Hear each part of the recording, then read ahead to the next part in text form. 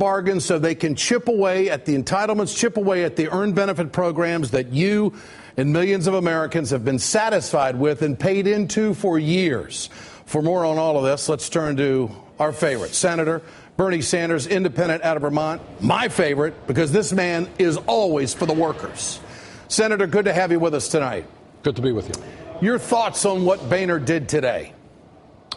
Well, I think you are absolutely right. He's attempting to hoodwink the American people with this short-term solution, which is totally unsatisfactory. The position of the Democrats has got to be end the government shutdown. Mr. Boehner, have a vote, and if you have a vote, the government will reopen. Number two, we need a one-year extension of the debt limit. The other point that you made, which is very, very important, Ed, is to understand that Obamacare is just the tip of the iceberg in terms of what these guys really want. It's not just repealing Obamacare. They have an agenda put together by the Koch brothers, who are worth some $70 billion, and other billionaires, and this is what their agenda is.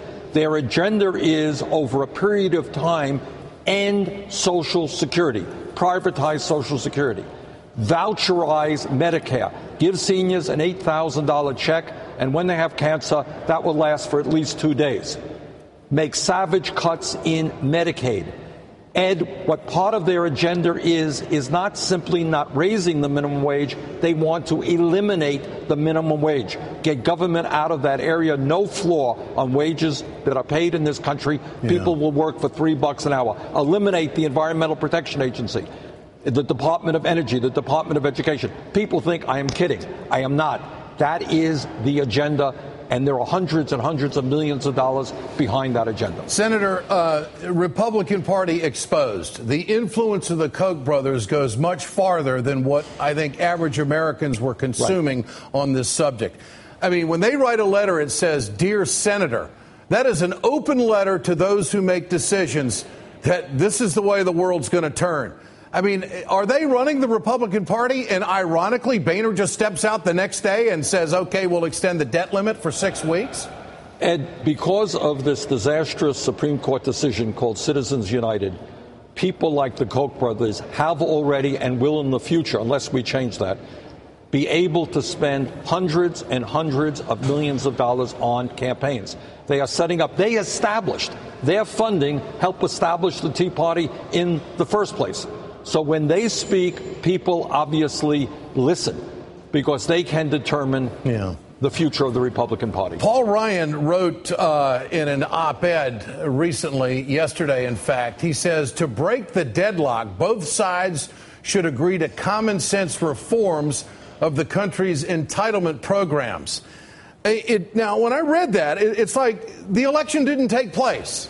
It's like you better take the reforms that we were pushing, even though the other guy won. And here's the irony. Paul Ryan himself ran for vice president. He lost by 5 million votes. And now he says, do what I wanted to do during the campaign. And here is the point to understand. What these guys will want to do now is to continue to keep the government shut down unless Obama negotiates cuts in Social Security, the so-called chain CPI, cuts in Medicare, savage cuts in Medicaid. Yeah. That is what their plan is.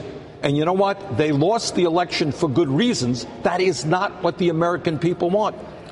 If the Democrats give them this 6-week extension on the debt limit without reopening the government, all it's going to do is play into the narrative that they want to blame President Obama for not being a negotiator.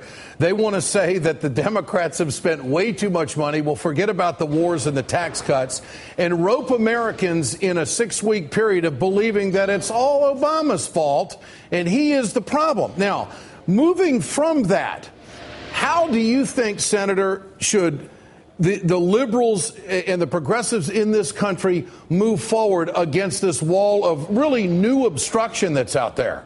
Well, two things. I think we've got to be absolutely strong, and I think Harry Reid deserves a lot of credit for being strong and for being tough. The second thing that we need to do, Ed, is we need to come forward with an agenda that makes sense to the American people. It is clear the American people do not want cuts, Social Security, Medicare, Medicaid. If you want to deal with Social Security, you know what you do? You lift the cap.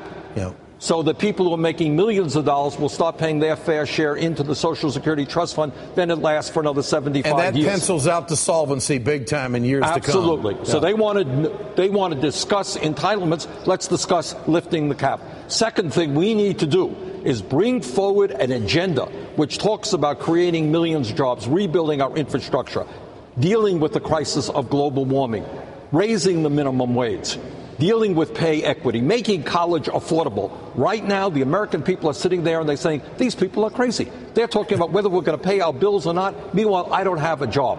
So we have got to rally the American people around an agenda that speaks to their needs. I mean, I think John Boehner tonight proved that he just doesn't give a damn about workers. Absolutely. That federal workers are nothing but bargaining chips in a big ideological fight. He has no concern for the middle class, has no concern for the hardship of what people are going through right now. And it's not only the federal workers who are not getting a paycheck. And think about what's that doing to their lives. It's tens of millions of people. It's veterans. It's Head Start kids.